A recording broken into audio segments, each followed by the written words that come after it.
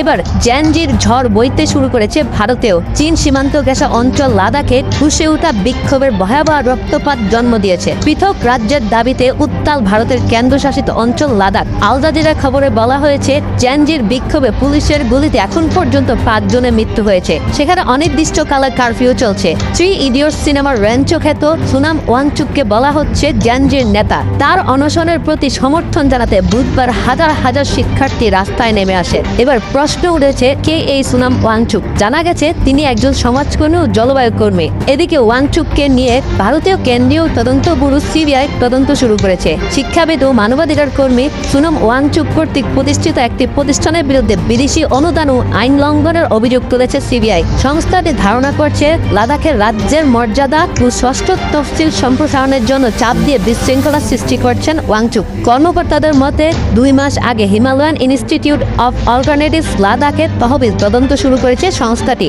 এই বছরের 6 ফেব্রুয়ারি মিস্টার ওয়াংচুকের পাকিস্তান সফরও পর্যালোচনা করছে তদন্ত সংস্থা সিবিআই। প্রথম দিকে লাদাখের জেনজি বিক্ষোভে শান্তিপূর্ণভাবে শুরু হলো দ্রুত পরিস্থিতি নাগালের বাইরে চলে যায়। ব্যাপক সংঘর্ষের রূপ নেয়। উত্তেজনার মধ্যে আন্দোলনকারীরা পুলিশের গাড়িতে আগুন ধরিয়ে দেয়। ফলে ভুতাস শহরে অতিরিক্ত নিরাপত্তা বাহিনী মোতায়েন করা হয়। এদিকে বিক্ষোভকারীরা লাদাখকে পূর্ণ রাজ্য করো ও কেন্দ্রীয় সরকারের দায়িত্ব পালন করে স্লোগান দিতে থাকে। বিক্ষোভকারীদের ছত্রভঙ্গ করতে কাঁদানি গ্যাস নিক্ষেপ করে পুলিশ। তবে আন্দোলনকারীরা স্পষ্ট বলেছেন, দাবি দেওয়া পূরণ না হলে আন্দোলন চলমান থাকবে। তারা পিছু হটবেন না, তাদের লড়াই থামবে না। এদিকে লেহের জেলা ম্যাজিস্ট্রেট রোমেল সিং কারফিউ ঘোষণা করেছেন। লাদাখের এই গণবিক্ষোভের বিজেপিকে কার্যত কোণঠাসা করে ফেলেছে। এছাড়াও ওয়াংচুক জানিয়েছেন, এটি জ্যানজি বিক্ষোভ, এতে কংগ্রেসের কোনো হাত নেই।